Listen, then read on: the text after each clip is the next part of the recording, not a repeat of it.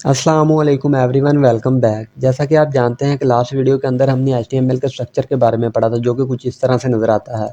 और अपनी आज की इस वीडियो के अंदर हम HTML के एक शॉर्टकट के बारे में पढ़ेंगे, जिसकी मदद से हमें इतना ज़्यादा कोड टाइप करने की ज़रूरत नहीं पड़ेगी। तो अपने उस शॉर्टकट को जानने से पहले मैं अपनी फ़ाइल को ब्लैंक कर लूँगा। ब्लैंक करने के बाद यहाँ पर एक्सक्लेमेशन का साइन टाइप करेंगे। उसके लिए Shift 1 टैप करें, देन एंटर हिट करें।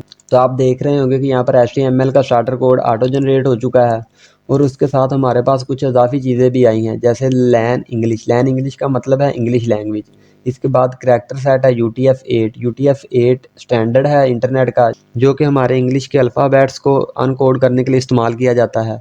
इसके बाद यहाँ पर ये मेटा टैग यूज़ किया गया है। इस लाइन का मतलब सिर्फ़ और सिर्फ ये है कि अगर इंटरनेट एक्सप्लोरर हमारी वेबसाइट को लोड करता है तो वो लेटेस्ट वर्ज़न यूज़ करेगा, जो कि है एज। इसके बाद व्यू पोर्ट के बारे में हम अपनी आने वाले नेक्स्ट वीडियोज़ के अंदर डिटेल से पढ़ेंगे। View port height, view port width.